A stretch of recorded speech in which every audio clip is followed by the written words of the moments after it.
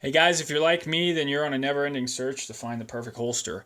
I carry appendix, and so if you carry appendix and just want to carry a Glock 19, then the perfect holster is a Raven Concealment Eidolon. Unfortunately, the Eidolon does not have a mag caddy capability. I've searched relentlessly on single caddy options. This is a Bowiedemann, but they're just not the same quality of having one mounted to the holster. So for the gun magazine holster design for appendix carry, there's really two leaders. One is T-Rex Arms. This is their Sidecar. It's a very high quality holster. The other is the G-Code Incog, which is not shown here, although I have used it, but it was so poor in its execution that I ended up already selling it. This is a Tier 1 concealed AGIS. It looks very similar to the T-Rex Arms Sidecar. However, it has a piece of leather in there, and that makes the world of difference. So if you don't want me to waste any more time, if you're just carrying a Glock 19, get an Eidolon. If you want to carry a gun and a mag, get the Tier 1 concealed.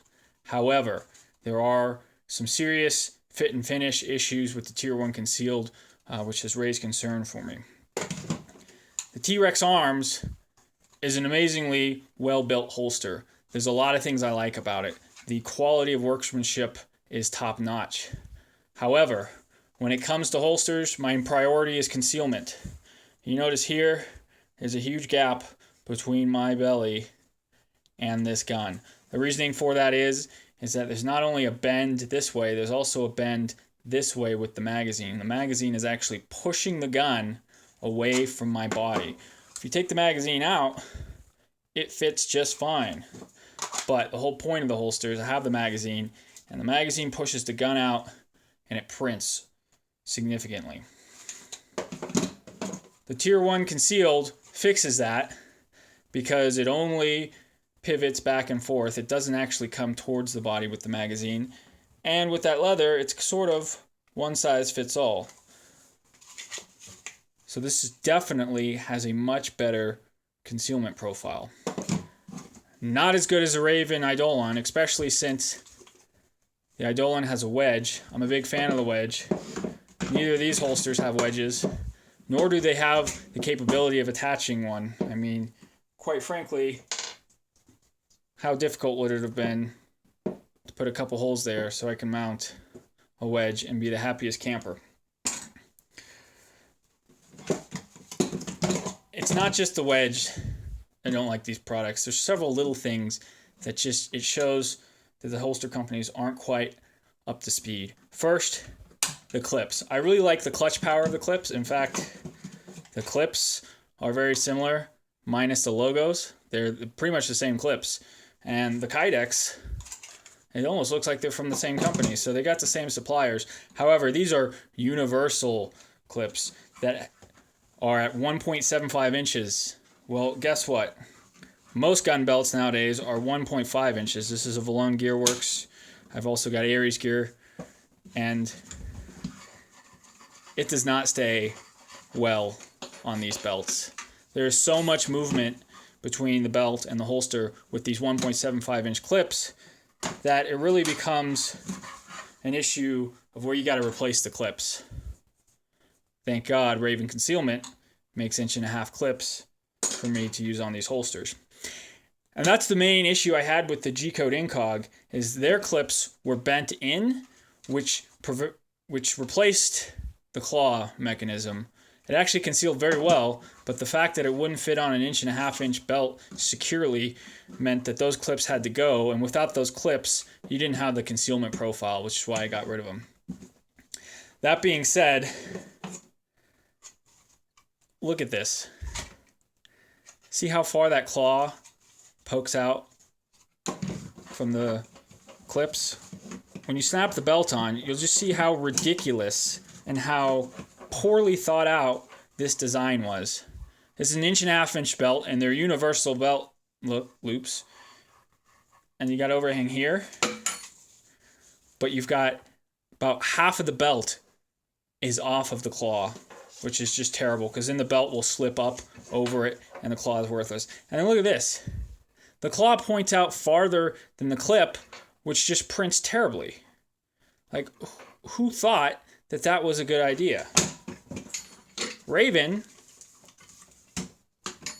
actually puts their claw at a slight angle back, so you've got a smooth curve across your pant line with their claw, and this has this huge bulge. Hopefully I can back this claw behind this Kydex layer or behind the O-rings to remove that aggressiveness, but it's just terrible design. That's my biggest gripes with these holsters. But when you compare the quality of workmanship between the T-Rex, it's solid. The workmanship is top-notch.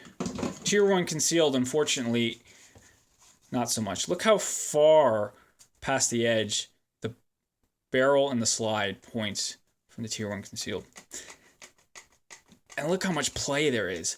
And this thing is screwed down very tight to try to take up as much wiggle as possible. Where this is just nice and smooth, and it's in there, and the barrel doesn't protrude past, and the magazine is really well sturdy. I mean, this stuff, it wiggles too much. I'm not concerned about losing the items, but it just shows the quality of workmanship. And then last, the most ridiculous thing is the sweat guard cut. These are both medium sweat guards. You can notice the difference because this is a proper medium sweat guard, and this, I don't know what the hell this is. If we go back to the gold standard, the Raven, this medium ride sweat guard allows for you to get a full pistol grip before the gun comes out of the holster. That's the front side. The back side has a full guard, and luckily it's a thin enough material, and they've scalloped in this ridge to where you can get a pretty good hold on it when it comes out. T-Rex arms, they know what they're doing. You can get a full grip with their mid-ride sweat guard. Look at this. Am I supposed to grip it like this? Even when I try to grip it normally over the sweat guard, this ridge is so well pronounced that I hit my thumb, and it's just very uncomfortable. It's just, why in the world would anyone want this? I understand a full sweat guard. I understand a no sweat guard. With a no sweat guard, you can just go all the way down. But T-Rex arms knows what they're doing between a no and a mid. Tier 1 concealment still hasn't got that, which is quite unfortunate.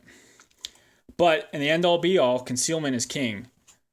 So I will be running the Tier 1 concealment. I'll change the clips out, I'll back this claw off, and I'll probably take a knife and cut this down to make a proper midguard. But it's sad that I spent $130 on a holster and I have to make modifications right out the box. Once those modifications are in place, I'm pretty confident this will be my holster. That is, until I figure out something better. The great thing about this is the mag pouch detaches from the holster. So you just want to run the holster and you don't own an Eidolon, you can just run this. But what's got me really intrigued is these line up pretty close. So I think I might remove this leather strip, see if I can mount it to my Eidolon and have the perfect holster. Thanks guys, these are just a few of my thoughts. I've spent hundreds of dollars in holsters. Hopefully this video saves you guys a few bucks.